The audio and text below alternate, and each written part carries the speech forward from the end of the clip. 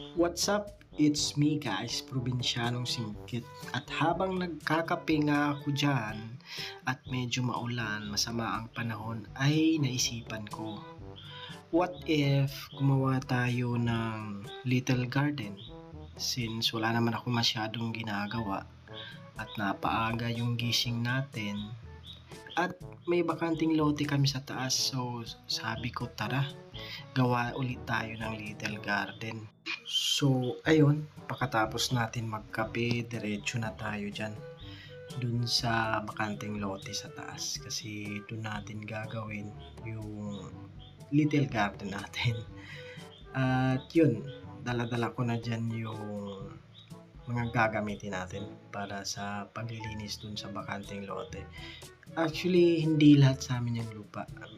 Nakiusap lang kami na kung pwede siyang bakuran para hindi maperwisyo kung ano man yung itatanim namin dito. So, yun. Nandito na nga tayo sa area guys at ito yung gagawin nating little garden. Medyo masukal siya sa ngayon kasi napabayaan na. Actually, dati talaga siyang taniman ng mga kamote at kung ano-anong gulay. Ngayon, makikita nyo, nandyan is tubo na lang. Siyempre, yung mga mapapakinabangan hindi natin aalisin. Yung mga damo lang. So, ayun, sinimulan na nga natin dyan maglilinis pagkatapos mag-set up ng phone. At yun, doon natin itatambak yung mga makukuha natin mga basura. At kasama na rin syempre yung mga damo dyan. Sinet up na natin, tinanggal ng konti yung mga damo. At yun. So, ayun, sinimulan na natin yung Operation Little Garden. Nagtanggal-tanggal na tayo dyan ng mga damo at mga dahon ng saging. At may nakita ko dyan na wire, napakahabang wire. Di ko alam kung para saan yan. Pero hindi naman siya kable siya ng kuryente pero hindi siya ginagamit. Hindi ko alam kung paano yan napunta dyan. So, yun, ang inuna natin dyan ay yung magtanggal ng mga tuyong dahon na ng saging para naman mas malinis na yung ating paggagawa ng garden kasi pangit naman kung may mga dahon pa dyan ng saging.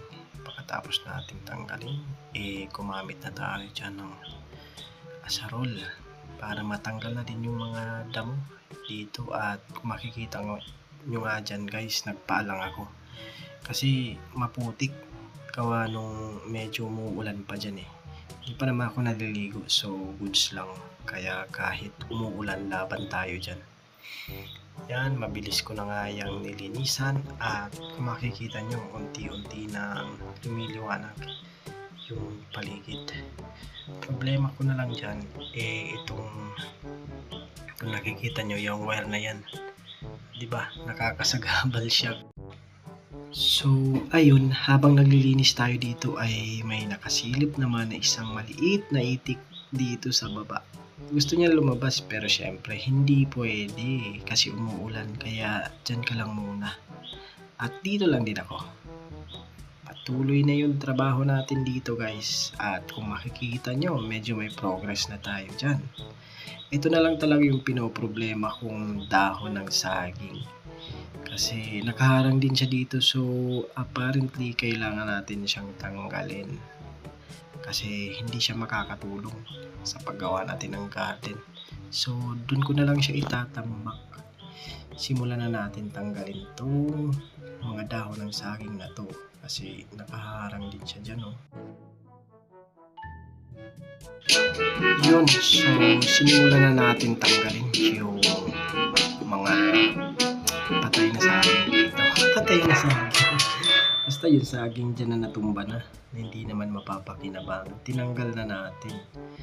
Kaso, nung pinuputol ko siya, ang daming tubig. Napakabaho guys. So, ayun. Sinimulan natin putulin niya ng putulin at fast forward na. Kinailangan ko din tanggalin dito yung mga dahon ng pinya. Kasi sagabal din siya pero hindi naman yan mamamatay, huwag kayong mag-alala. Kasi madami pa naman siyang dahon. Actually, kakatubo niya lang. gawa nung namunga siya. So yun, pati yung damo, pinagtatanggal ko na rin dyan sa ilalim ng pinya. At ayun, pwede na siguro to. Sinama ko yung dahon ng saging. At yun na nga, natanggal na natin yung isang piraso. Susunod pa dyan yung 2 at 3. Meron pa dun sa dulo. Tsaka dun sa kabilang panig. Tinanggal na natin yan lahat. Kasi di ba sayang naman ang space imbis na mapagtaniman na natin ng mga gulay o kaya additional pang kamote hindi kasi nakaharang ito. So kahit mabaho siya, pinagtiyagaan ko talagang matanggal siya para dagdag space na din.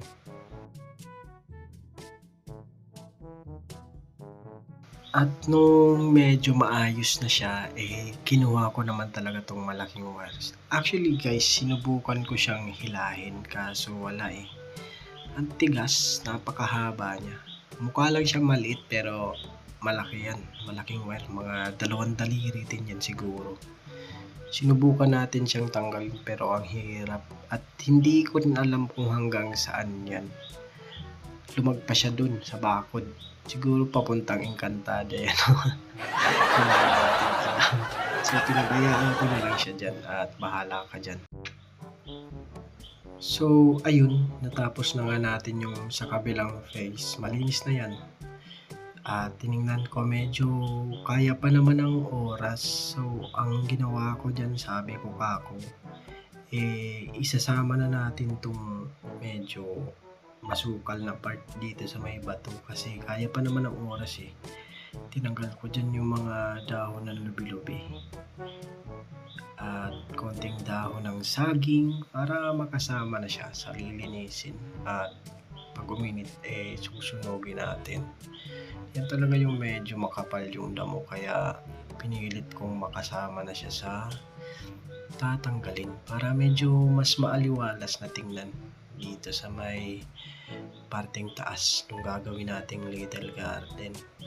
So bali ang plano ko talaga dito, pag nalinisan na natin to lahat ay gagawa tayo ng yung mga parang chocolate hills na plot. Gagawa tayo ng plot tapos doon tayo magtatanim.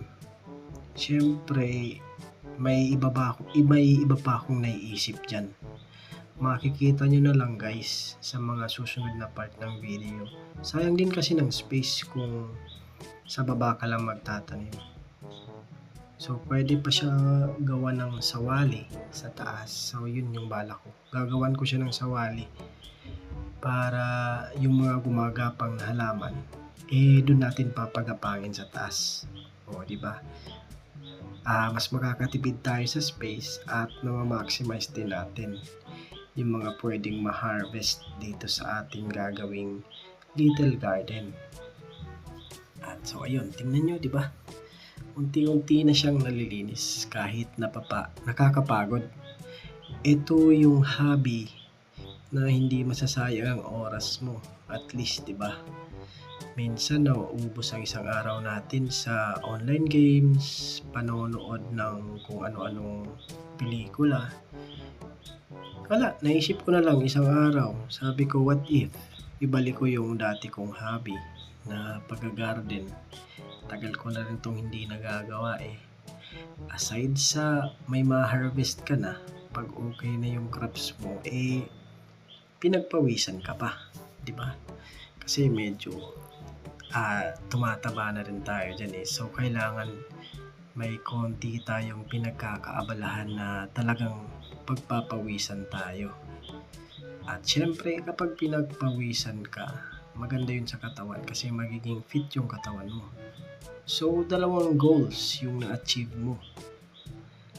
Nagkaroon ka na ng crops, naging fit ka pa. Kaya let's see, tingnan natin kung saan papunta to little garden na to. So yan, ito na yung result guys ng maghapon nating pagtatanggal ng mga damo. Medyo malayo pa siya kung makikita nyo, ang dami pa nating tatanggalin. Pero at least, yung sa may taas na part, okay na. So, makikita nyo na lang dyan sa ikalawang araw ng ating little garden. Bye-bye!